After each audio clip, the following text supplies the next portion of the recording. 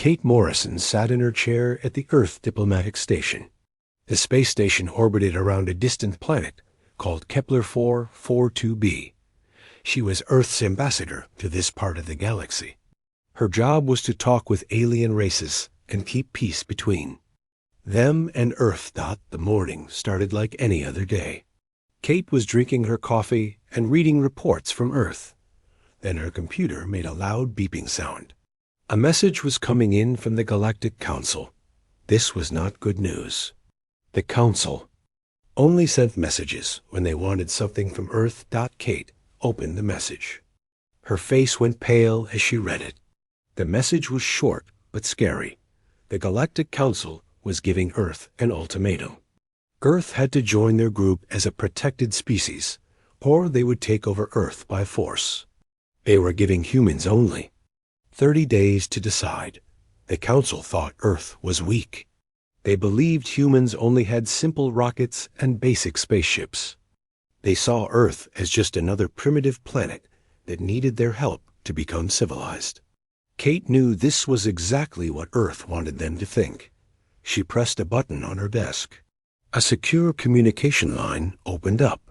On the screen appeared Captain Jake Sullivan. He was sitting in a dark room somewhere in space. Jake worked for the Earth Defense Force, but his real job was much more secret than most people knew. "Did you get the message too?" Kate asked him. Jake nodded his head. "Yes, I saw it. The Council is finally making their move. Are you ready for this?" Kate took a deep breath. "I've been ready for years, but I'm still nervous.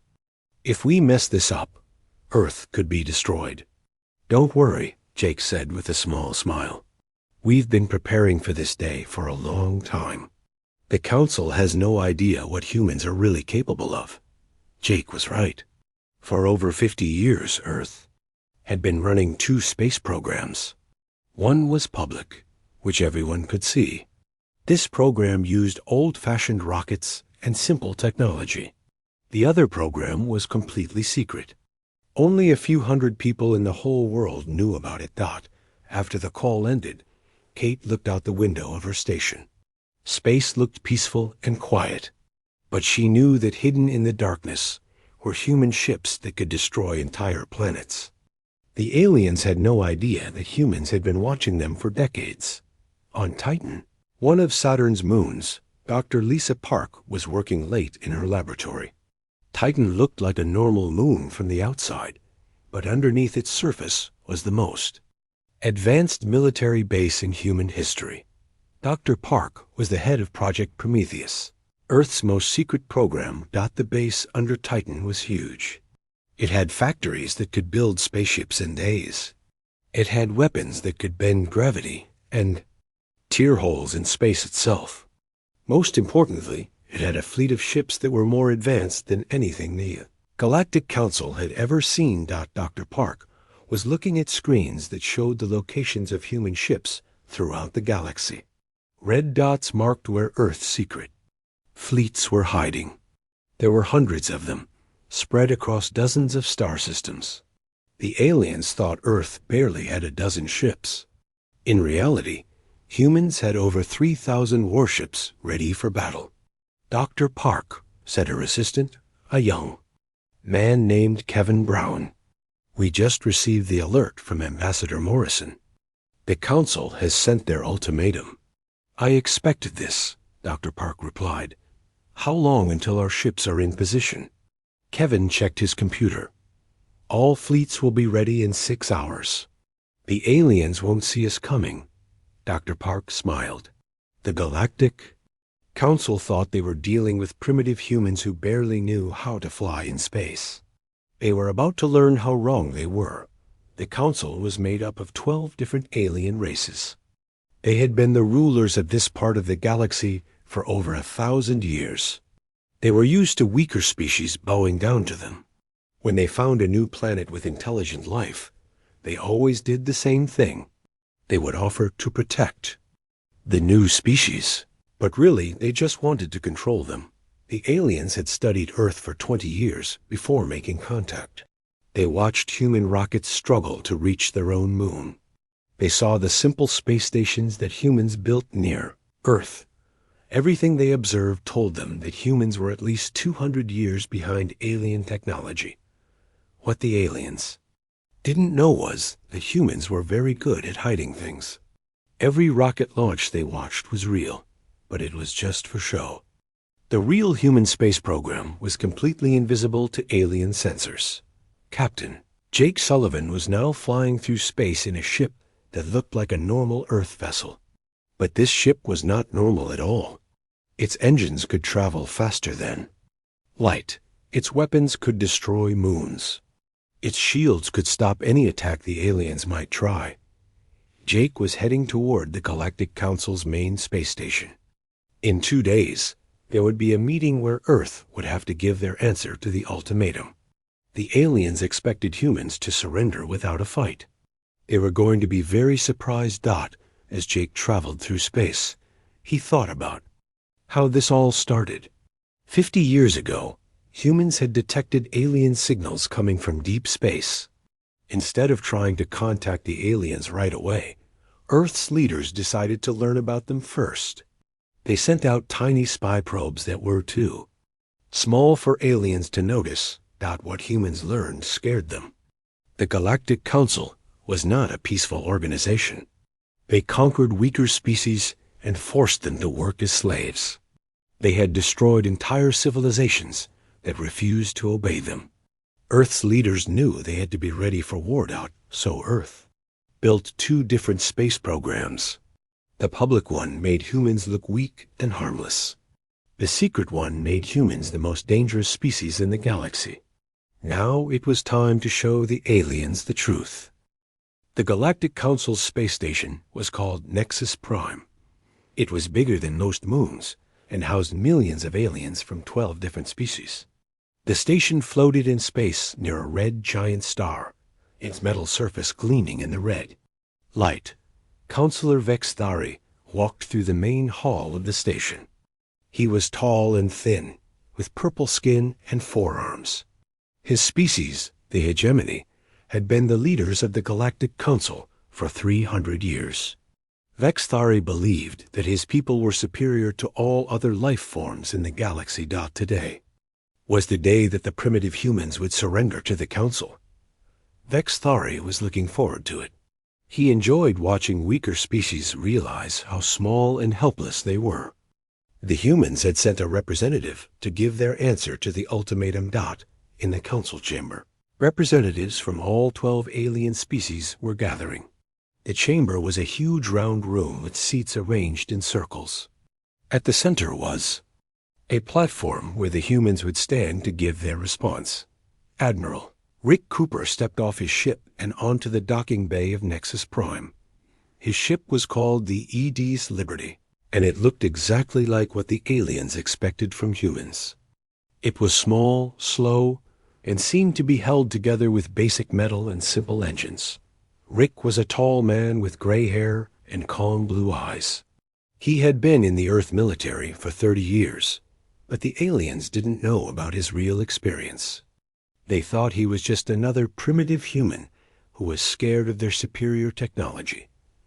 2 alien guards escorted Rick through the corridors of the station. The guards were from a species called the Draxi. They were large, muscular creatures, with thick gray skin and no sense of humor. They looked at Rick like he was an interesting insect. "Human," one of the guards said in broken English. "You walk fast. Council not wait for slow species." Rick smiled politely. "I'll try to keep up." As they walked, Rick was secretly scanning everything around him. Hidden in his uniform were tiny devices that were recording the layout of the station, the positions of weapons, and the patrol patterns of guards. This information was being sent back to Earth's secret command centers. Lieutenant Commander Amy Rodriguez was not on Nexus Prime, but she was watching everything that happened there. She was sitting in a small ship hidden behind an asteroid field, 3 light years away from the Council station.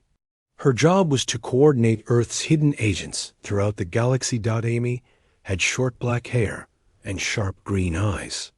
She was one of Earth's best intelligence officers. For the past 5 years, she had been running a network of human spies who were spread across Council territory. Agent Delta 7, report your status. Amy spoke into her communication device. On her screen appeared the face of a man who looked like a typical space trader. His real name was Tony Martinez, but for the past 3 years he'd been living among the aliens as a merchant. The aliens thought he was just a human who had learned their language and wanted to trade with them. I'm in position near the Council's main military base, Tony reported.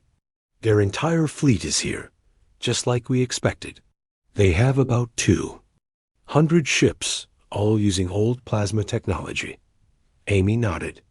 Good. Remember, when the signal comes, you know what to do. Similar conversations were happening all across the galaxy. Humans had spent decades infiltrating alien society. Some posed as traders, others as diplomats or scientists. The aliens thought these humans were just curious primitives who wanted to learn from superior civilizations. In reality, they were. Gathering intelligence for the coming war. Back on Nexus Prime, Admiral Rick Cooper entered the council chamber. The room fell silent as hundreds of alien eyes stared at him. Counselor Vexthari stood up from his seat and spoke in a voice that echoed through the chamber. Human representative, Vexthari announced. You stand before the Galactic Council to hear our judgment. Your species has been evaluated and found to be primitive and in need of guidance. Rick stood calmly on the platform. He looked around the room and saw the arrogant expressions on the alien faces. They all expected him to beg for mercy. We offer your species a place in our great civilization, Vexthari continued.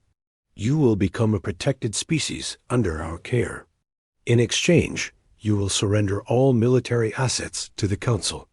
You will accept our governors to rule your planet. And you will provide 30% of your population to work in our colonies across the galaxy. Murmurs of approval came from the alien representatives. This was how it always went. The Council would make their demands, and the primitive species would have no choice but to accept. Vexthari raised one of his 4 hands. You have traveled far to give us your answer, human.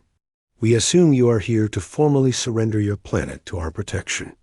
Rick looked directly at Vexthari. His face showed no fear, which surprised some of the aliens. Most primitive species were terrified when they stood before the Council. I thank the Council for their generous offer, Rick said in a clear, steady voice. However, Earth must respectfully decline. The chamber erupted in shocked whispers. No species had ever refused the Council's protection. It was unthinkable. Vexthari's purple face turned darker with anger. You refuse our protection? Do you not understand what this means? Your primitive species cannot survive without our guidance.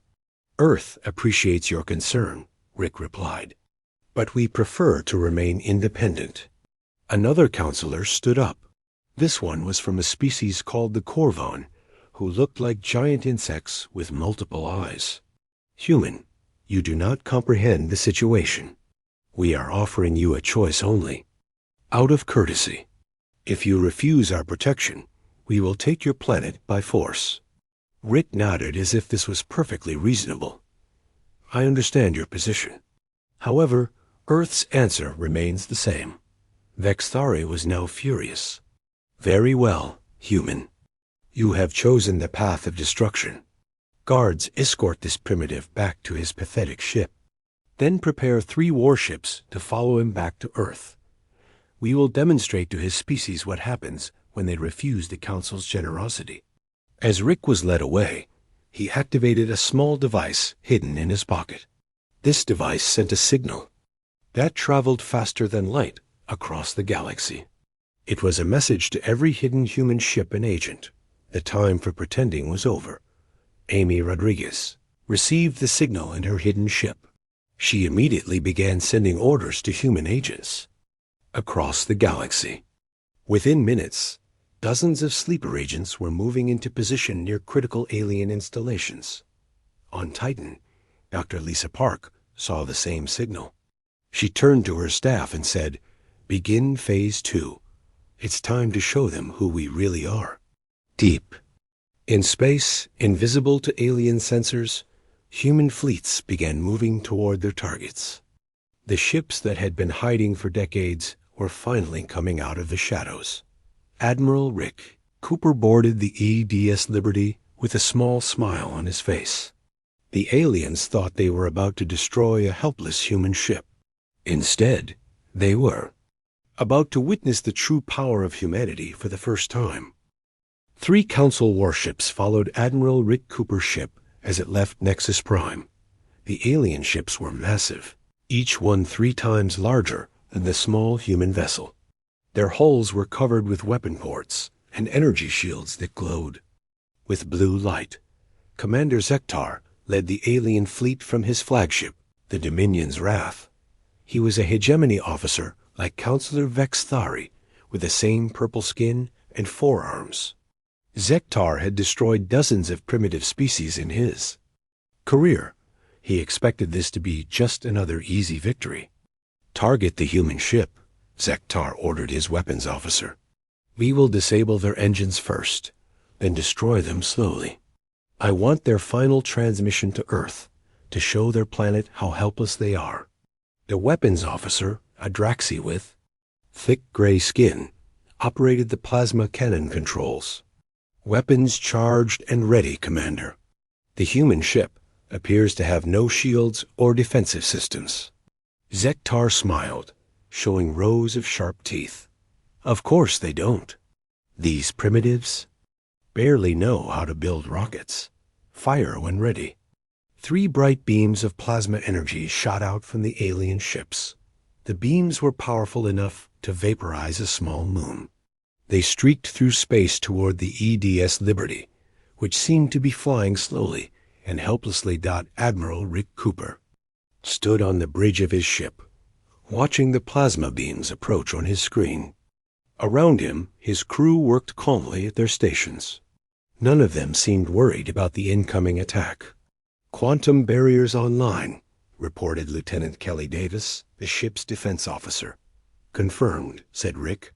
"Let's show them something interesting." The plasma beams reached the ED's Liberty, and then something impossible happened. The deadly energy simply vanished. It didn't bounce off shields or get absorbed by armor. The plasma just stopped existing when it came near the human ship. On the Dominion's Wrath, Commander Zektar stared at his screens in confusion. What happened? Where did our weapons fire go? His science officer, a nervous creature with tentacles instead of arms, worked frantically at his console. "I don't understand, sir. The energy just disappeared. Our sensors show nothing unusual about the human ship." "Fire again," Zektar shouted. "Use maximum power." All 3 alien ships fired their weapons at once. Dozens of plasma beams, enough energy to destroy a city, shot toward the small human vessel. Once again, all of the attacks simply vanished. Before they could hit their target, Rick Cooper pressed a button on his command chair. "This is Admiral Cooper to all human vessels. Begin decloak sequence." Suddenly, space around the alien ships began to shimmer. What had appeared to be empty space was revealed to contain 12 massive human warships. Each ship was larger than the alien vessels and covered with weapons that the aliens had never seen before. The EDS Liberty itself began to change. Its hull, which had looked like simple metal, started to glow with a soft blue light. The ship's true form was revealed as advanced armor plating unfolded from hidden compartments. Weapon ports opened along its sides, showing technology that seemed to bend light itself. Commander Zektar's 4 hands shook as he stared at the screens. "This is impossible. Humans don't have technology like this. Where did these ships come from?" From another part of the galaxy, Commander Steve Walsh watched the battle on his command screen. His ship, the EDS Titan's Fury, was hidden near an asteroid belt, waiting for orders. Steve was a calm man with brown hair and steady hands. He had been preparing for this moment for 10 years. "Sir," said his weapons officer, Lieutenant Dan Roberts, "we're receiving the signal from Admiral Cooper. All human fleets are revealing themselves across the galaxy." Steve nodded. "Good. It's time to show the Council what real power looks like. Target that dead moon over there. Prepare the gravitational artillery." The Titan's Fury had weapons that no alien species had ever imagined.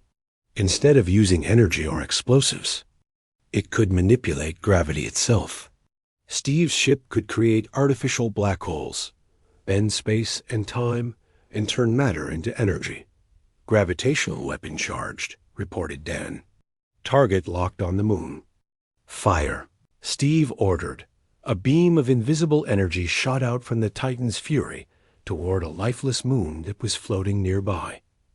When the beam hit the moon, something amazing happened. The moon began to collapse in on itself, getting smaller, and smaller as gravity crushed it down to the size of a marble. Then, just as quickly, the artificial black hole disappeared and the compressed matter exploded outward in a controlled burst of light. The demonstration was being broadcast to every council ship in the area. Alien commanders across the galaxy watched in horror as humans casually destroyed a moon and then made the destruction disappear. It was technology beyond their understanding. Back near Nexus Prime, the alien ships were trying to retreat, but they found that their engines weren't working properly. The human ships were projecting some kind of field that made it difficult for alien technology to function normally. Rick Cooper opened a communication channel to Commander Zektar. The alien's purple face appeared on the screen, looking terrified and confused. "Commander," Rick said politely, "I believe there's been a misunderstanding. You seem to think that humans are a primitive species. What are you?" Zektar asked in a shaking voice. "This technology should not exist. We have been watching your planet for decades. You only have simple rockets." Rick smiled. "That's what we wanted you to think. Those rockets and space stations you've been watching are what we call our public space program. Our real technology has been hidden from you." On Nexus Prime, Counselor Vextari was receiving reports from across the galaxy that made no sense. Human ships were appearing everywhere, demonstrating impossible technology. His military commanders were reporting that their fleets were being surrounded by vessels that shouldn't exist. "Get me the human ambassador," Vextari ordered. "Now." Kate Morrison appeared on his screen, still sitting in her diplomatic station. She looked completely calm, as if nothing unusual was happening. "Counselor," Kate said pleasantly, "I assume you're calling about the recent developments in space?" "What is the meaning of this?" Vextari demanded. "Your species is supposed to be primitive. You barely have spaceflight." "Oh, we have spaceflight," Kate replied. "We've actually been traveling between stars for over 30 years. We have bases in 17 different star systems. We've been watching you for quite some time." Vextari's face went pale. "That's impossible. Our sensors would have detected you. Your sensors can only detect technology that you understand." Kate explained. "Human science developed differently than yours. While you were perfecting energy weapons and plasma shields, we were learning to manipulate space and time itself." On his screen, Vextari could see reports coming in from all over Council territory. Human ships were appearing near every major alien base and colony. They weren't attacking, just making their presence known. The message was clear. Humans had been everywhere for years, and the aliens had never noticed. Lieutenant Commander Amy Rodriguez was coordinating the revelations from her hidden command ship. On her screens, she could see human agents across the galaxy dropping their disguises and revealing their true purposes. Tony Martinez, who had been posing as a traitor near the Council's main base, was now standing in the base's command center. He had walked in past all their security and was calmly explaining to the alien commanders that he had been gathering intelligence for Earth for 3 years. Similar scenes were playing out everywhere. Humans who the aliens had thought were harmless visitors were revealing themselves to be highly trained military operatives. The scope of Earth's deception was becoming clear. Phase 3 is complete, Amy reported to her superiors. All human assets are now revealed. The aliens are beginning to understand the true situation. The Galactic Council was learning that they had been completely outmaneuvered by a species they had considered primitive. Humans hadn't just hidden their technology. They had infiltrated alien society at every level while preparing for this exact moment. Counselor Vexthari tried to contact the Council's military fleets scattered across the galaxy, but something was wrong with their communication systems. Every time he sent a message, it came back as undelivered. The humans were somehow blocking all of their signals without the aliens understanding how. "Sir," his communications officer reported, "we're receiving a transmission from the human ships. They're broadcasting on all Council frequencies." "Put it on the main screen." Vexthari ordered. Dr. Lisa Park's face appeared on every screen throughout Nexus Prime. She was sitting in what looked like a command center, but the technology behind her was unlike anything the aliens had ever seen. Screens showed star maps, with thousands of red dots marking human positions throughout the galaxy. "Greetings, Galactic Council," Dr. Park said in a calm voice. "My name is Dr. Lisa Park, and I am the Director of Humanity's actual space program. I believe it's time we had an honest conversation." Vexthari leaned forward in his chair. "What do you want, human?"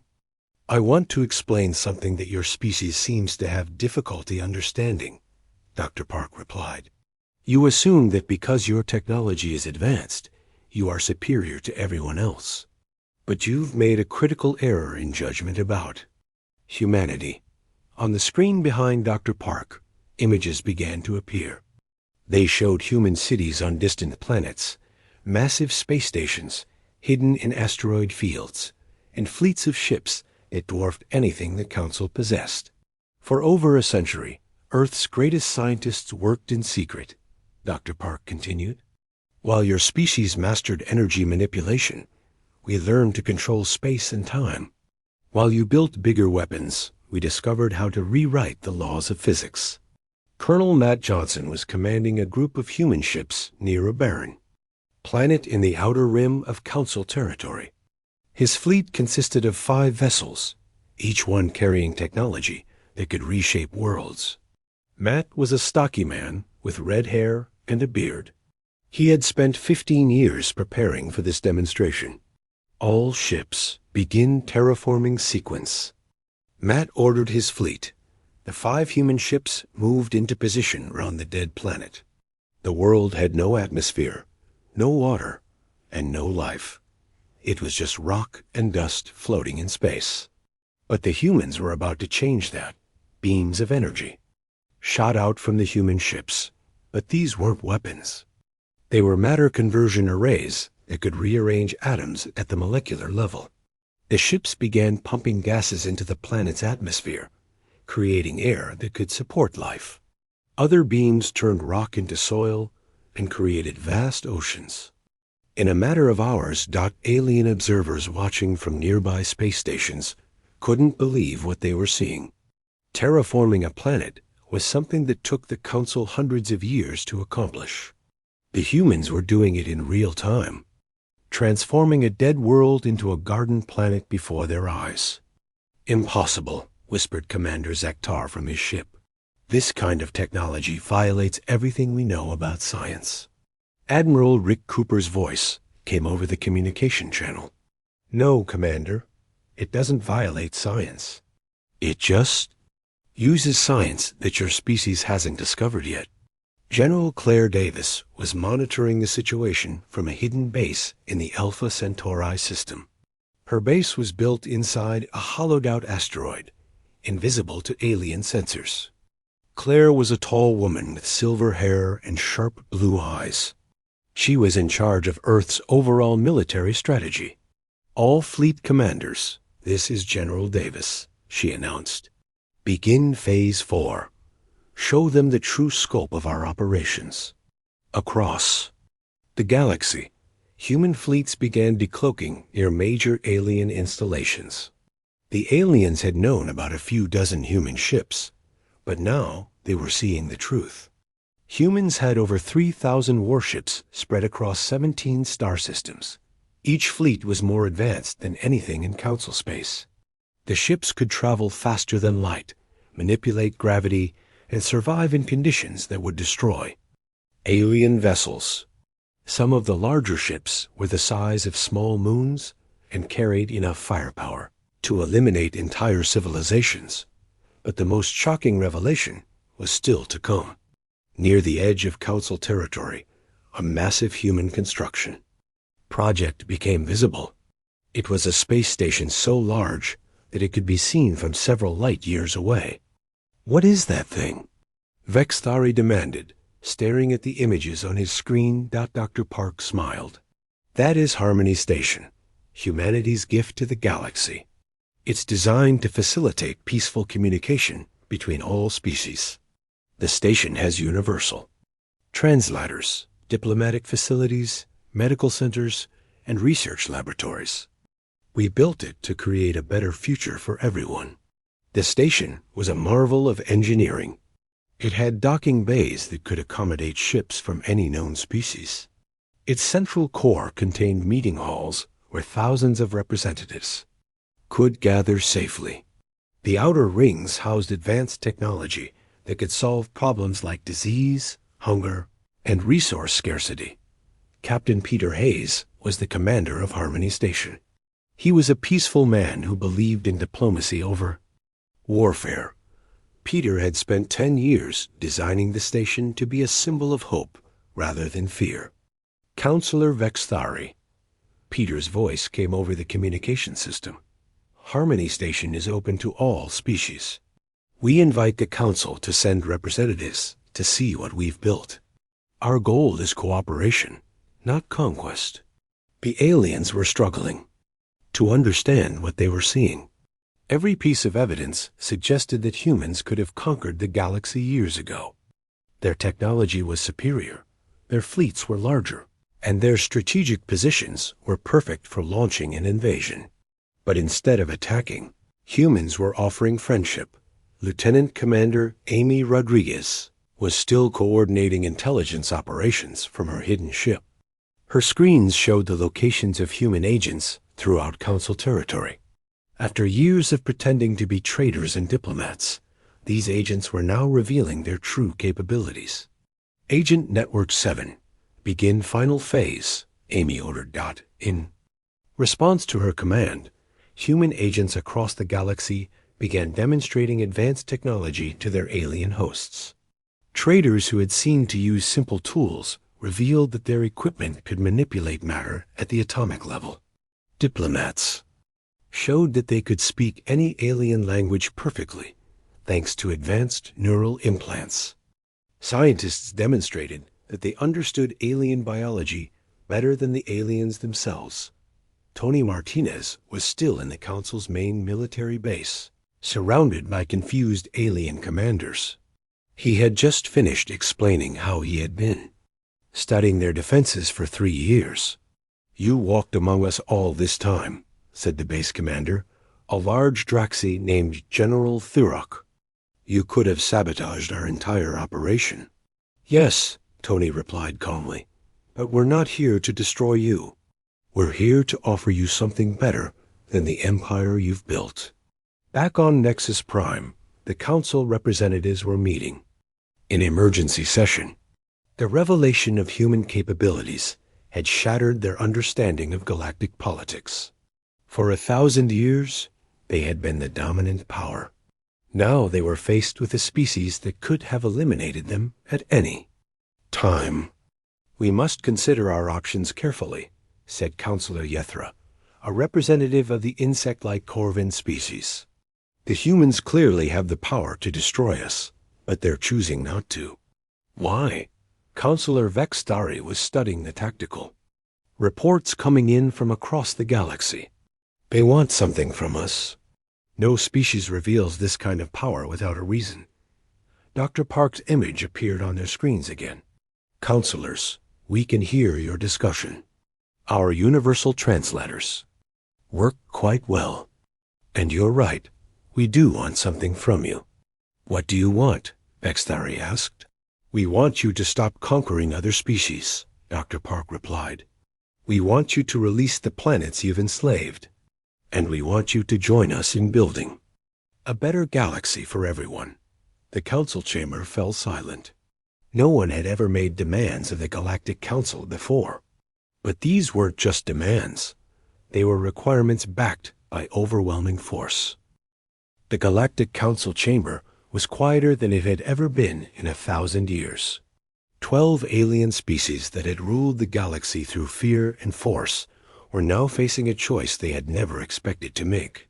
They could either change their ways or face destruction from a species they had considered primitive. Vextari looked around the chamber at his fellow council members. Their faces showed confusion, fear, and something else they rarely experienced: humility. The humans had demonstrated power beyond their understanding, but more importantly, they had shown restraint. Dr. Park, Vextari said slowly, your species could have destroyed us at any time. Why didn't you? Dr. Park's image on the screen showed her sitting calmly in her command center. Behind her, screens displayed human fleets maintaining defensive positions throughout the galaxy. The ships were ready for battle, but they weren't attacking. Because destruction isn't our goal, Dr. Park replied. We've been watching your empire for decades, Counselor. We've seen how you treat conquered species. We've seen the suffering you cause.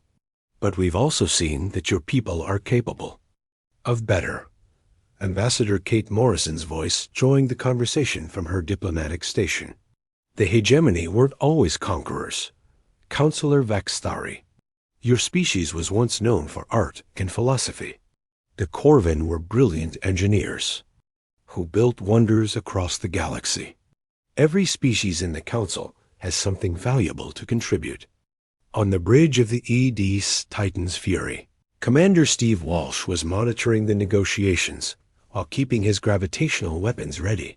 His demonstration with the moon had shown the aliens that human technology could reshape reality itself. Sir, his weapons officer, Lieutenant Dan Roberts, reported, we're detecting movement from several Council fleets. They appear to be withdrawing from conquered territories. Steve nodded approvingly. Good. They're starting to understand that the old way of doing things is over. Admiral Rick Cooper's ship, the EDS Liberty, was now revealed in its true form. The vessel that had seemed small and primitive was actually one of the most advanced ships in the human fleet. Rick was using it to escort Counselor Vextari to a meeting that would change galactic history. Admiral, Vextari said as they traveled through space, I must ask you something. How long have your people been planning this? Rick considered the question carefully. We started preparing the day we detected your first transmissions 50 years ago. But the planning really began much earlier than that. What do you mean? Humans have always been good at learning from history, Rick explained. On our own planet, we saw what happened when advanced civilizations encountered less advanced ones. The results were usually conquest and suffering. We decided that when we went to the stars, we would do things differently. They were traveling to Harmony Station, a massive human construct that served as a symbol of cooperation rather than domination. The station was larger than most alien cities and more advanced than anything the Council had ever built. Captain Peter Hayes welcomed them aboard Harmony Station with a mixture of formality and warmth. Peter was proud of what humanity had accomplished, but he was also eager to share it with others. Welcome to Harmony Station, Peter said as he showed Vextari through the corridors. Every system here is designed to accommodate different species. We have environments suitable for all known forms of life, translation systems that work in real time, and meeting spaces where any conflict can be resolved peacefully. Vexthari was amazed by what he saw. The station had medical facilities that could treat injuries from any species, research laboratories where scientists could work together on problems that affected the entire galaxy, and cultural centers where different civilizations could share their knowledge and art. How long did this take to build? Vexthari asked. About 15 years, Peter replied. But we had help from species you've never heard of. What do you mean? Peter smiled. The galaxy is much larger than Council territory, Counselor. There are dozens of peaceful civilizations beyond your borders. They've been working with humanity for years to create alternatives to conquest and empire. This revelation shocked Vexthari even more than human military technology. The Council had believed they controlled most of the known galaxy, but apparently there was an entire network of species that had been avoiding them. Lieutenant Commander Amy Rodriguez was coordinating the peaceful transition from her command ship. Human agents throughout Council territory were now working openly with local populations to establish new governments based on cooperation rather than fear. Agent teams report successful transitions on 47 planets, Amy announced. To her superiors, former slave colonies are establishing democratic governments with human technical assistance. The changes were happening faster than anyone had expected. Species that had been oppressed by the Council for generations were eager to try new forms of government. Human technology was helping them build infrastructure, solve resource problems, and establish trade relationships with other liberated worlds. General Claire Davis was overseeing the military aspects of the transition from her base in Alpha Centauri. Human fleets were maintaining order while Council forces withdrew from conquered territories, but there had been no violence. The demonstration of human power had been so overwhelming that resistance seemed pointless. All Council fleets have ceased offensive operations, Claire reported to Earth Command. We're detecting some isolated groups of ships that refuse to accept the new order, but they represent less than 5% of Council forces. Dr. Park was working on the most important part of the transition, sharing technology. Humans were offering to help other species develop advanced science, but with careful restrictions on military applications. We're providing clean energy systems, medical technology, and space travel capabilities, Dr. Park explained to a gathering of alien scientists. But weapons technology remains restricted until we can establish trust. Colonel Matt Johnson was leading one of the most impressive demonstrations of human capabilities. His ships were terraforming dead worlds throughout former Council territory, creating new homes for displaced populations and refugees from the old empire. We can give you new worlds to live on, Matt explained to a group of former slave species. Planets with perfect climates, rich resources, and no history of conflict. All we ask in return is that you help us build a peaceful galaxy. The signing ceremony for the new galactic charter took place aboard Harmony Station 3 months after the initial confrontation. Representatives from over 100 species gathered in the station's main assembly hall, including many civilizations that had been hiding from the Council for centuries. Councilor Vexthari signed the document that dissolved the old galactic Council and established a new democratic federation. Under the charter, every species would have equal representation, regardless of their military power or technological advancement. I never thought I would see this day, Vexthari admitted to Ambassador Kate Morrison as they watched the ceremony. My people spent centuries believing that Mike made right. You've shown us something better, Kate nodded. Humans learned this lesson the hard way on our own planet. We fought terrible wars before we understood that cooperation is stronger than conquest. We wanted to spare the galaxy from making the same mistakes. Admiral Rick Cooper was standing with other human commanders. watching as former enemies became partners in building a better future. The human fleet remained the most powerful military force in the galaxy, but it was now dedicated to protection, rather than conquest. "You know," Rick said to Captain Peter Hayes, "I thought we might have to fight a war to change things." "I'm glad we were wrong," Peter smiled. "The best victories are the ones where nobody has to die." Dr. Park gave the final speech of the ceremony, addressing the assembled representatives from across the galaxy. "Today marks the beginning of a new age," she said. "An age where science serves peace, where technology creates abundance for everyone, and where the strongest use their power to protect the weakest." As the ceremony ended, human ships throughout the galaxy began new missions. Instead of preparing for war, they were exploring unknown regions of space, helping develop new worlds, and searching for other civilizations that might benefit from joining the peaceful Federation. The galaxy was vast, and there was still much work to be done. But for the first time in 1,000 years, the future looked brighter than the past. Humanity had proven that the greatest strength was not the power to destroy, but the wisdom to know when not to use it.